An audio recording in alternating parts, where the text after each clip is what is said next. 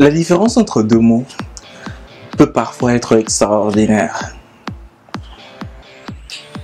Deux mots peuvent être proches, mais très différents, chacun voulant dire quelque chose de complètement différent. Quelle est la différence entre réagir et répondre? Changeons de mentalité afin de changer nos vies.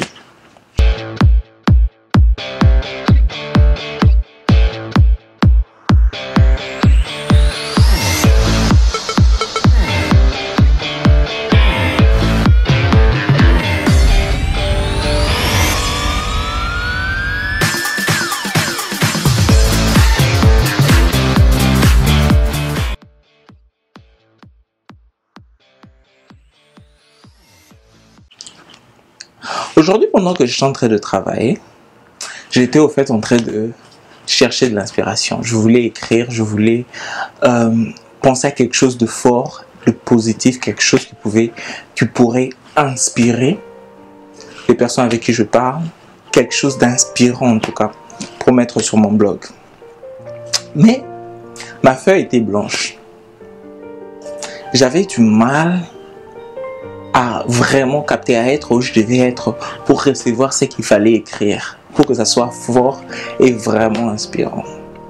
J'ai prié à un moment donné, j'ai attendu, j'ai regardé la feuille, j'ai essayé d'écrire quelque chose, j'ai effacé, j'ai attendu, je devenais un peu tense. Et soudainement, il y avait quelqu'un qui m'a appelé. Je me suis dit, waouh, c'est qui appelle maintenant? Je suis en train de rechercher, je suis vraiment en train de chercher de l'inspiration.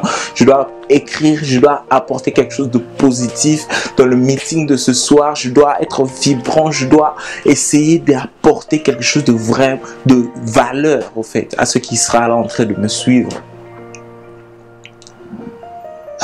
Je prends le téléphone, j'étais un peu abattu parce que la personne m'a appelé en ce moment-là. J'ai pris le téléphone un peu faible. Je demandais mec c'était qui. J'avais vraiment pas envie de parler, c'est vrai.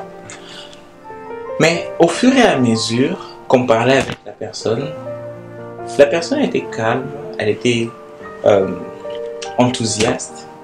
Et soudainement, je me suis repris, je suis devenu de grâce généralement énergétique. J'ai oublié que je suis en train de rechercher de l'inspiration et tout.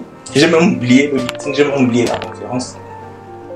Et pour un moment, j'ai mis de côté tout ce qui avait conférence, j'ai mis de côté tout ce qui avait blog ou website où il fallait poser tous le discours qu'il fallait faire. Je me suis concentré sur la personne et j'ai essayé de profiter du moment. J'ai beaucoup aimé la conversation qu'on a eue. Ça m'a beaucoup donné de force. Ça m'a fait plaisir. C'était une conversation inspirante. Et après la conversation, je me suis rendu compte d'une chose. La différence entre réagir et répondre. J'avais des problèmes. J'arrivais pas à trouver de l'inspiration. Je me demandais comment ça va se faire si je trouve pas une inspiration, si je trouve pas quelque chose de fort. Qu'est-ce que je vais dire pendant cette conférence? Et comme j'étais en train de m'inquiéter un peu, quand j'ai vu l'appel, j'ai réagi par rapport à ça. C'est pour ça que je n'étais pas aussi enthousiaste. C'est pour cela que je n'étais pas comme je suis d'habitude, comme je devais être ou comme je dois être. Mais quand j'ai parlé avec la personne a remarqué que j'étais un peu abattu. Mais la personne n'a pas changé. Elle s'est pas calmée aussi. S'est mise à parler doucement comme si elle était abattue aussi. Par contre, elle était enthousiaste. C'était ça sa réponse. Et c'est seulement après que moi aussi j'ai répondu à cela. En redevenant enthousiaste. En parlant, en tournant en fait la conversation, en la changeant à quelque chose de vraiment inspirant et qui nous a tous deux impacté à un certain niveau. C'est même ça en fait.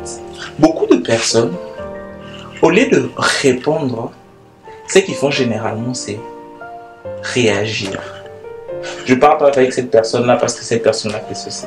Je ne fais pas ceci parce que si je fais ceci, ça va se passer comme ça. Une fois, un de mes professeurs avait posé une question. Il dit, pourquoi est-ce que tel ou pourquoi est-ce qu'on ne doit pas voler? Quelqu'un a pensé en disant que parce que si on vole, tu vas sûrement finir en prison. Parce que si tu voles, tu vas te créer des problèmes. Et quelqu'un d'autre, juste à côté, très près de moi, a sorti la phrase, en fait c'était moi, a sorti la phrase et a dit, je ne vole pas parce que c'est pas bien. Et le professeur a dit, voilà, c'est même ça. C'est au fait ça la réponse. Quelqu'un qui ne fait pas de bêtises parce que ça risque de lui créer des problèmes, cette personne-là est en train de réagir à ce qu'il y a à des problèmes. Et ça, c'est pas assez puissant. Il nous faut apprendre à répondre. Donc, aujourd'hui encore, peu importe ce qui t'arrive, peu importe ce qui se passe, ce qui s'est passé, arrêtons de réagir. Apprenons à répondre.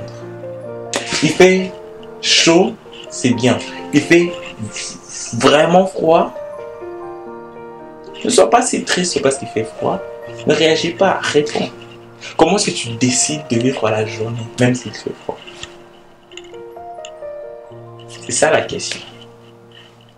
Parce que quelqu'un qui se pose la question de savoir, il fait froid, je vois pas pourquoi est-ce que je devrais sortir.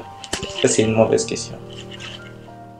La question c'est plutôt, il fait froid, c'est vrai, mais qu'est-ce qu'il faut que je fasse pour que la journée soit belle, pour que la journée soit édifiante, que la journée soit inspirante et surtout qu'elle soit une journée joyeuse pour tout le monde. Changeons de mentalité afin de changer nos vies. J'espère que à partir d'aujourd'hui, vous allez commencer à répondre et non à réagir. Arrêtons de réagir. Commençons à répondre.